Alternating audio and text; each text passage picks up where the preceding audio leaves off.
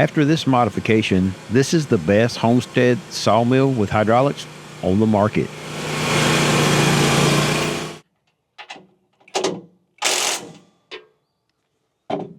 Hey, welcome back to the channel. I'm Tony. This is Tony's Tractor Adventure. I've got Tanya behind the camera and the Gizmo dog's running around here somewhere. And now we are finished, almost, really close to being finished of upgrading the sawmill. So let me tell you what we did. When we got this sawmill, we set it up as a standard manual sawmill. Then we got the hydraulic kit. And this is, I think, like serial number 0001. Like the first one, or maybe 0002. I'm not 100% sure. Anyway, we set it up based upon we set it up based upon having a standard sawmill, which was be one track, 2 track, and ending right here.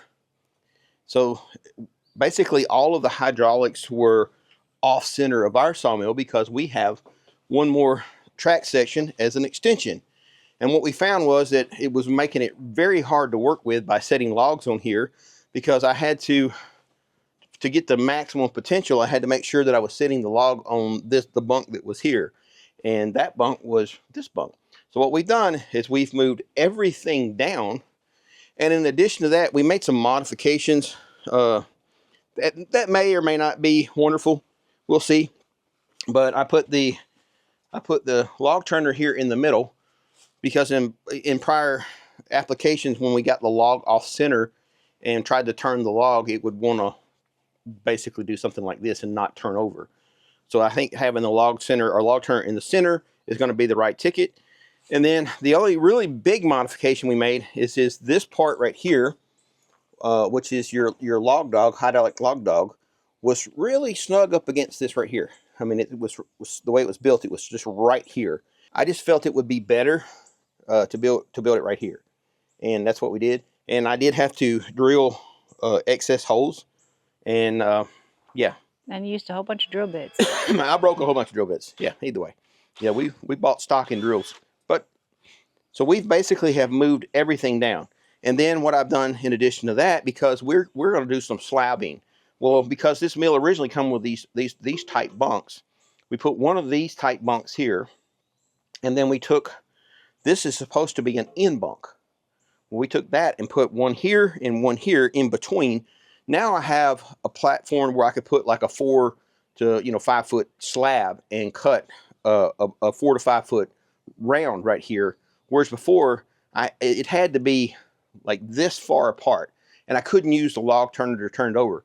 Where now, I don't know that I'm going to be able to use log turner turn it over, but just having these closer together is going to make it more likely that it's going to work. Because now, if it's a 3 foot slab, well, I can just move it over to one side or the other. So that's what's going on. A lot of talking there. Hopefully we'll edit some of that out and be shorter. Instead of trying to make special hoses, I just went and had 14 hoses made up that were 48 inches longer, and they're basically it's extension cords. So I've added 14.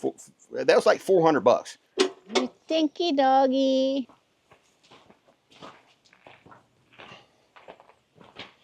Keeping my safe distance.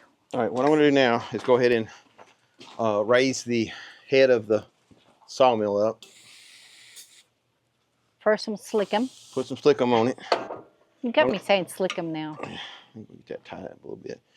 Raise the head of the sawmill up so we can just roll it forward and make sure that it doesn't bind anywhere.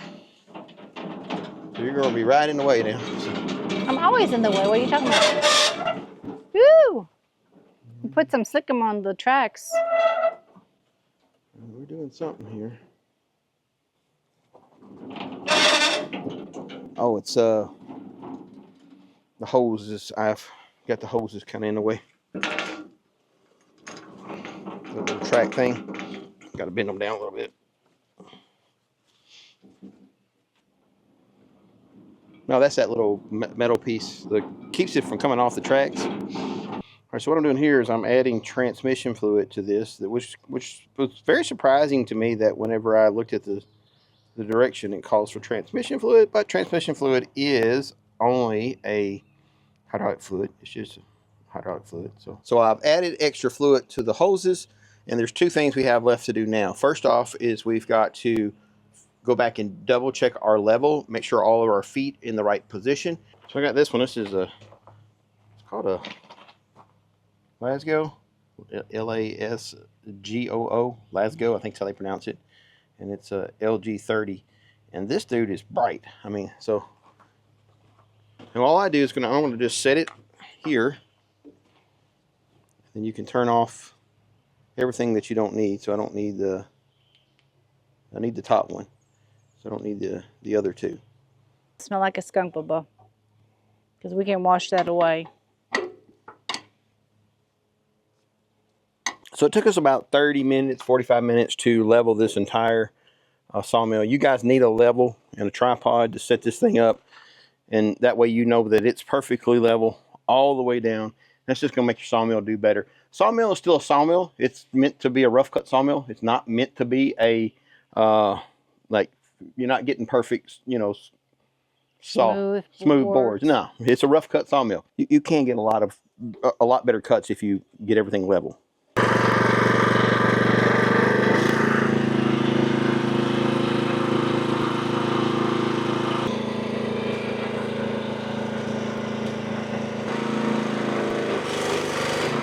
Leaks.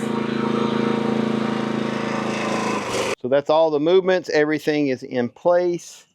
No leaks. So I had a couple of guys say, well, you can't use a laser level to level one of these. I just thought I would. The distance between here is unbelievably level. And then if you do laser level on both sides, that's about as good as it gets right there, guys. Well within the tolerance of a rough cut sawmill.